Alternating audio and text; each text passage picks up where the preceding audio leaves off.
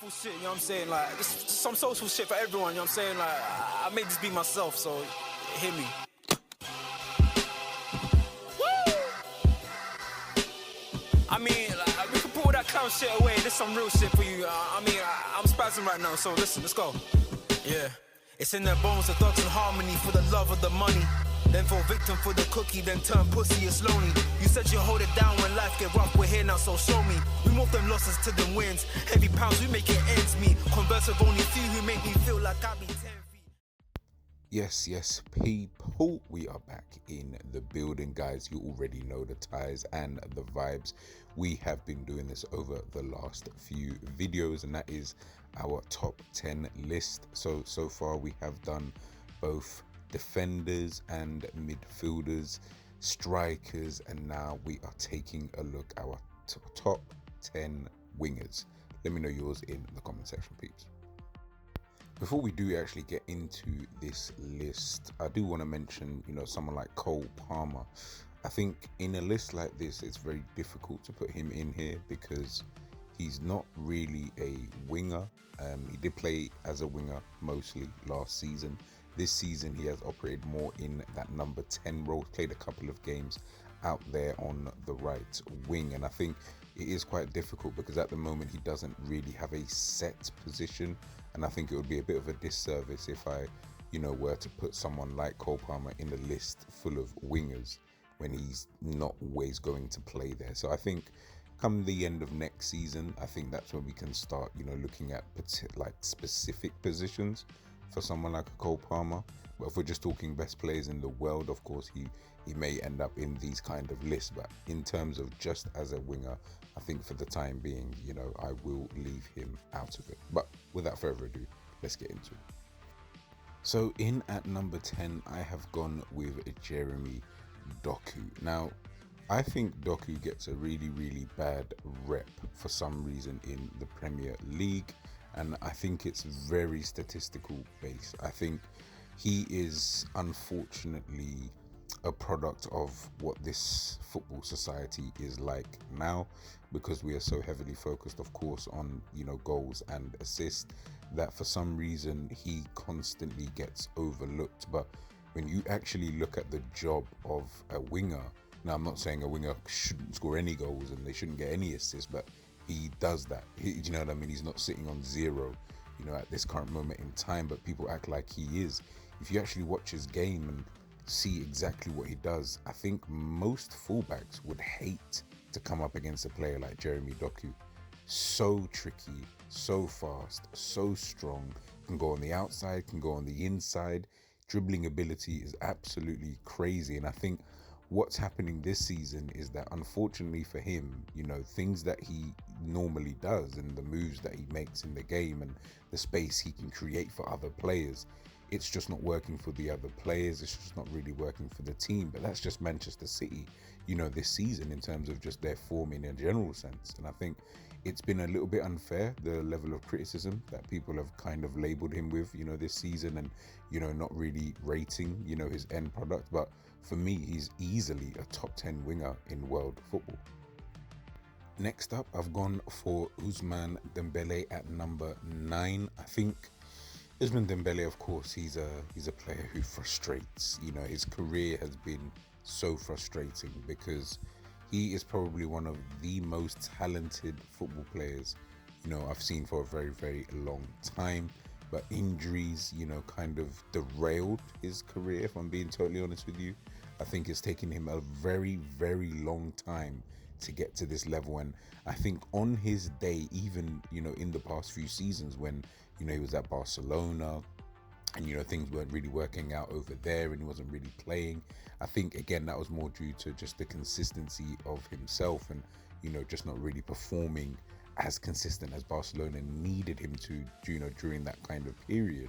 But on his day, he's easily one of the best wingers in world football. If I'm being honest, on his day, he's probably a top 3 winger in football at this current moment in time. And he can rival the likes of, the Salahs and the Viniciuses and things like that, just purely on his talent and his actual ability. I think he's one of those type of players. But unfortunately, we just haven't really seen that then. But in the last couple of seasons at PSG, you know, he has, especially this season, he's been absolutely phenomenal. And this kind of run of form that he's currently on is potentially going to help PSG potentially do really, really well in the Champions League. But Dembele himself, left foot, right foot, tricky winger again, another one who can go on the outside, on the inside. He's really, really good, and I think he deserves to be in the top 10. At number 8, I have gone with the Georgian Messi, and that is 𝐒𝐃𝐃. I think with him, you know, the form that he showed for Napoli, you know, in that season that they won Serie A, you know, both himself and Victor Osimhen was absolutely brilliant. And, you know, he had a pretty quiet season after that, if I'm being honest, just by the standard that he had obviously set. Had a very, very good Euros and kind of showed the world, even though he is playing for a quote-unquote smaller nation, it didn't really matter because he was going to be able to showcase that he is a top quality player. And I think, you know, him moving to PSG as well, you know, especially with what they're building under Luis Enrique and what he's doing, you know, in that team, you can see that this guy is absolutely quality. He's got crazy ability with both left and right foot. Again, he's someone who can easily drop deep, pick up the ball, carry the ball, you know, with such a purpose that it sometimes just makes it so difficult for the opposition to get the ball of him. You know, he's got a very, very clean striking ability as well. He seems to be quite accurate with his shots, and I think he's one of those players that if he continues in this kind of direction, then of course if PSG can potentially even win a Champions League, I think he's going to be rated even higher, and I think he's going to get even better. Next up, we have Rodrigo from Real Madrid. I actually almost feel like he's a little bit underrated, and obviously it is difficult because he does play for Real Madrid, and you know, you've got stars like Vinicius, Kylian Mbappe, Jude Bellingham, and etc in the team, and I almost feel like in their attack he almost goes a little bit under the radar a little bit, and maybe certain people, and I mean, unless you're a Real Madrid fan who obviously watches them on a consistent basis, you know, I feel like the outside world just don't rate him as high as maybe he should be. I almost feel like he's the glue to that attack because he allows for the other two to, you know, do their thing. You know, he facilitates that almost in the way that Firmino did that for both Salah and Mane, but he actually can get you goals, and he can actually be very, very clutch as well. There was a period of time, especially in the Champions League campaign, when, you know, he was just coming up so clutch for Real Madrid and, you know, getting those all-important goals. And I think, you know what, he's a player that I can tell if he was to move to a different club with the ability that he's got now, I think he would be the star man, you know, in that team, and they would be looking to him, you know, to be able to get those goals and assists and things like that. But I think at Real Madrid, for him, it probably just works, you know, as it is right now, and he's playing for the biggest club side in the world, so why would you complain? In 6th, we have got one of my favorite players in football right now, and probably one of the wingers that I really wish that my club, Liverpool, would have signed, and that is Michael Olise, you know, currently playing for Bayern Munich, moving from Crystal Palace, you know, where he obviously just had outgrown that club, and you can see now with the performances that he's putting in so far for Bayern Munich this season, you could tell that this is just the natural next step for him. And I think when I'm looking at it in hindsight, this is probably the best move, you know, for him and for his career. I think he's able to showcase his talents in the Champions League, playing for one of the better teams. He's obviously in a league where he now looks like he will go on and win a title as well. And I think that just makes his whole career and, you know, him as a player, I think it just accentuates just how good of a player he is, because he's someone who does actually deserve, you know, all of the accolades and all of the things that come with playing for a team, you know, like Bayern Munich. And I think it's only going to get better from here, and I do predict that he will be a top winger, if not the best winger in world football in about 2 seasons, if he can maintain and get better over that period of time. But Michael Olise, easily one of my favorite players. We are now into our top 5, and we're going for a player who I don't know what he ate for breakfast at the beginning of the season, but this form that he has been on this season is putting him in contention for the Ballon d'Or. And I think that's literally the only real difference between himself and, say, 𝐒𝐈𝐊𝐄𝐒, because on ability alone, they're probably of an equal kind of level, I would say.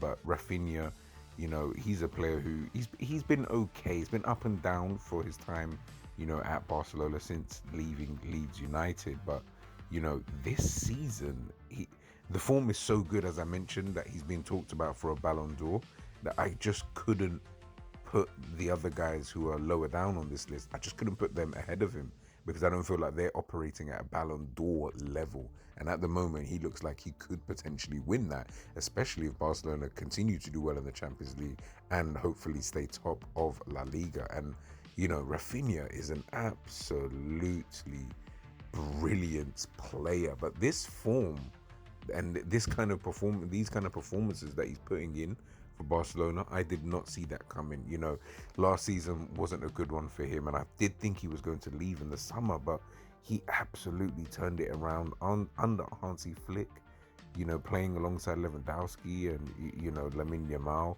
He's just taken his game to the next level, and it's kudos to him that he's been able to do so. Now, if this list was purely based on this season, then these two I would had to have swapped, and I would have had to have had, you know, Rafinha probably actually as number 2, you know, winger in world football. But this is more of an overall kind of look, and when I think about it, Lamine Yamal has to come in at number 4. You know, the guy is 17 years of age. I need people to understand that the guy is 17 and is already better than most people who are 28, 29. Now, he might have just peaked really, really early, and if so, then, you know, let's just hope that we get to continue to see this for a bit longer. But when I watch Lamine Yamal, he's just everything you would want from a winger, you know, to be honest with you, in terms of what he can do. And I think the best thing about Lamine Yamal isn't actually even his ability. It's the fact that when we watch him, we think to ourselves, Jesus, what is he going to look like in 3 years' time, in 5 years' time, in 10 years' time? You know, in 10 years' time, he'd only be about 27, 28. You know, that is crazy to think, you know. And the only other player I can really compare him to, if I was going to do a comparison, would be Lionel Messi. He's the only other player I can think of who, at this age, was this good. The guy's won a Euros. You know, yeah, I think he got considered to get a La Liga title. But listen, if Barcelona win it this season, then he will get one regardless. Like, the guy is so important. He's so good. That left foot of his, absolutely wonderful. And honestly, he is easily one of the best players in world football right now. Now we get to our top 3, and number 3, we have to put Bukayo Saka. We have to. We just have to. This guy is just, I don't know. I honestly don't know what Arsenal's attack would look like. That's a lie. We know what the attack looks like without Bukayo Saka. It's got Marino, you know, up front, which kind of tells you, you know, everything. But he is everything and more, you know, for Arsenal Football Club. You know, coming through the academy, you know, becoming one of the best players in the world, you know, especially in his position. You know, the performances he's been putting in, you know, for Arsenal since making it in to that first team, the ability that he has. He's got this Robin-esque a little bit about him, that he has one move that he does consistently, but he does it so good that you just can't stop it. It doesn't really matter what you do, he's able to still get it off. And I think that's a unique ability for a player to actually have, that you've got this one thing that no one can stop it, but they know that you're going to do it. And he seems to be able to do it at such a high level. And I think he's just become more and more important to Arsenal and to England as well throughout the years. And again, he's still relatively young. He's not a 28-year-old and you're thinking, you know, you've had years in the game to kind of experience things and stuff like that. And I did say, you know, when I'm doing these kind of lists and we're trying to rank players, you know, at the top of these lists, you know, I need to see Champions League performances, you know, on a consistent basis. And I think I've seen that with Bukayo Saka. And yes, I know he's injured, but he totally deserves to be, you know, considered a top 3 winger in world football. In at number 2, yes, you guys guessed it. Like him, love him, hate him, loathe him, it actually doesn't matter. Vinicius Jr. is still, again, another player that I would consider to be an absolute bad boy. You know, this it's not even just his ability, you know, he's got the Brazilian flair, and he loves to, you know, to embarrass opposition at times, and he can provoke fans and things like that, but there's no question about his actual ability on the ball. This guy can pull a rabbit out of a hat. He can be clutch when he needs to be clutch. He puts in performances sometimes that you think to yourself, wow, you know, this is absolutely amazing. And I think what he's shown, you know, since coming into that Real Madrid team, you know, especially because when he initially came in, it wasn't looking too great for him, but I think that's just a Real Madrid thing for some people, for the majority of people, to be honest with you, and then they end up being, you know, the best in the world, you know, kind of thing. And when I look at someone like Vinicius Jr., I just think to myself, I would love to see what you look like in 5 years' time. You know, are you going to continue to put in the work and then, you know, just stay and potentially even get better, you know, in terms of where you're at this level? Or, you know, will you let everything just kind of get to your head and then just kind of peter out? It's going to be interesting, but for me, he is the number 2 winger in the world. And last but not least, they usually say you should wait for the king to sit down before eating, and that's what that is. Mo Salah, for me, is the number 1 winger in world football. I think purely for the fact that his consistency is better than all of the players on this category, on this list right now. He's been doing this for so long now that it's just become normal in terms of the goals and assists, you know, by Mohamed Salah. This season looks like it's probably going to be a record. Sorry, this season is a record-breaking season already for Mohamed Salah in terms of the numbers that he is getting. He may not be everybody's cup of tea. I totally get that. And I think that is absolutely fair because of the type of player and the style of player that he actually is. But there's no question. There is no question. And I think even the biggest Salah hater cannot even question that his level of consistency at what he's good at, which is putting the ball in the back of the net, helping his team to win, facilitating others, that level of consistency, I don't think many of this list actually have. But it's just obviously, of course, due to his age and things like that. And I don't know if any of them actually will, you know, be able to, you know, reach this level of consistency that he has got. Of course, Vinicius Jr., you know, you look at players like Saka, but can they do it at that level? We're talking about a guy who's getting 52 odd goal contributions, 40 odd goal contributions, you know, in seasons where Liverpool are not even that good. You know, he still remains the, you know, the only constant in the actual team and in the actual forward line. Absolutely brilliant player, and I think for me he deserves to be crowned the number 1 winger in world football. But guys, there you have it. That is my top 10 wingers in world football. I hope you guys have enjoyed this series. Let me know your thoughts in the comment section, people, and I'll catch you later. Peace.